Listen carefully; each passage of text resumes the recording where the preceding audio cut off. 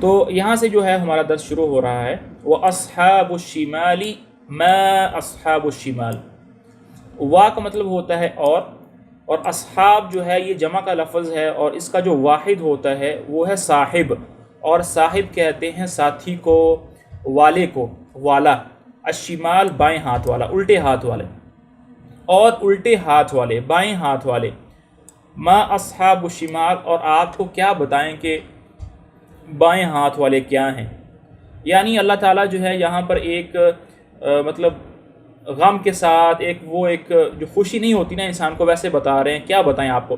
جیسے پنجابی کے اندر ایک عورت دوسری عورت سے پوچھتی ہے کہ جیسے وہ پنجابی کے اندر پوچھتے ہیں نا، سنا تیرا کی حال ہے، وہ آگے سے کہتی ہے نی بھین کی دساں تینوں میں، کی سناواں تینوں میں. تو اس کا ایک جو لہجہ ہوتا ہے وہ غم اور پریشانی والا ہوتا ہے. تو یہ سیم وہی بات ہے، وہ اصحاب الشمال اور بائیں ہاتھ والے. اور آپ کو کیا بتائیں کہ بائیں ہاتھ والے کیا ہیں. فی سموم و حمیم. فی کا مطلب ہوتا ہے میں، اور سموم جو ہے گرم ہوا کو کہتے ہیں. جیسے لو چلتی ہے گرمیوں کے دن میں، لو بولتے ہیں اسے، گرم ہوا. وا کا مطلب اور ہوتا ہے، اور حمیم کا مطلب ہوتا ہے گرم پانی. تو وہ ہوں گے گرم ہوا کے اندر اور گرم پانی کے اندر. وا کا مطلب ہوتا ہے اور ول کا مطلب ہوتا ہے سایہ، اور من کا مطلب ہوتا ہے سے. اور یحموم سے مراد وہ سایہ ہوتا ہے جو کہ کالے رنگ کا ہوتا ہے، وہ سایہ ہوتا ہے جو کالے رنگ کا ہوتا ہے. اور وہ ہوں گے کالے سائے کے اندر، کالے سائے کے نیچے. اب وہ کالا سایہ کیسا ہوگا؟ لا باردن، ایک تو وہ سایہ ٹھنڈا نہیں ہوگا، ولا کریم، اور نہ ہی وہ کریم ہوگا. کریم سے مراد عربوں کے اندر ہر اس چیز کو کریم کہتے ہیں جو کہ دیکھنے کے اندر اچھا ہو، اچھا لگے. اگر کھانا ہے تو اس کی مطلب فنیشنگ اچھی کی ہو، اگر کوئی لباس ہے تو وہ دیکھنے میں اچھا لگ رہا ہو.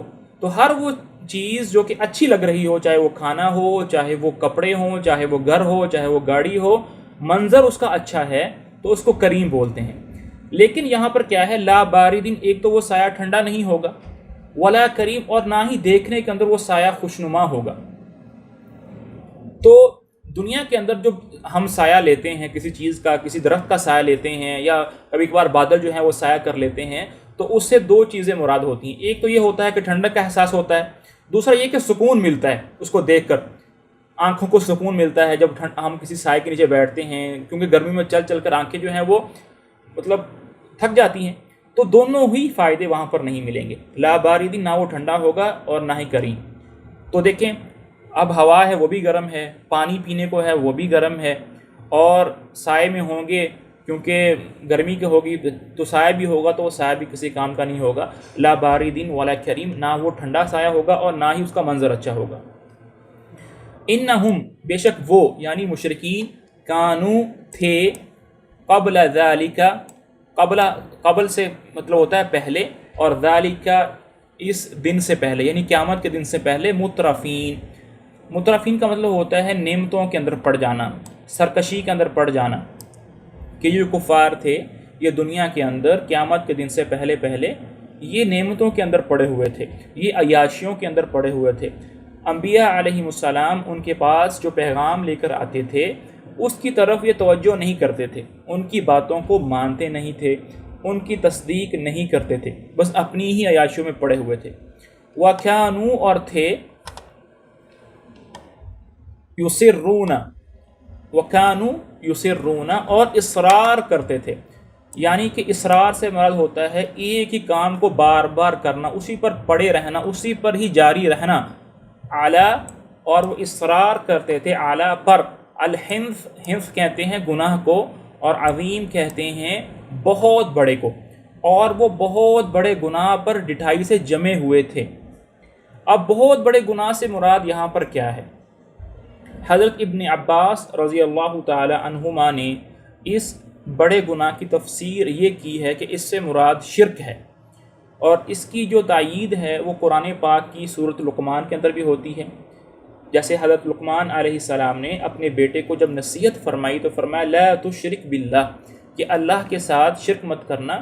ان الشرک لظلم عظیم، کہ شرک جو ہے وہ بہت بڑا گناہ ہے، بہت بڑا ظلم ہے۔ تو یہاں پر بھی الحنث العظیم سے مراد شرک ہے، اور وہ جمے رہتے تھے اور یعنی ڈٹھائی کے ساتھ بہت بڑے گناہ پر یعنی شرک پر۔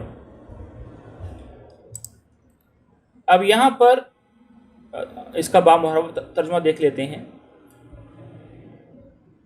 اور جو بائیں ہاتھ والے ہیں، کیا بتائیں بائیں ہاتھ والے کیا ہیں؟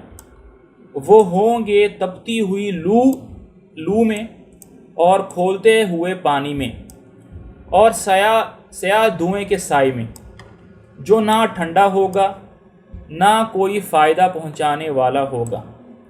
یہ لوگ اس سے پہلے بڑے عیش میں تھے اور بڑے باری گناہ پر اڑے رہتے تھے۔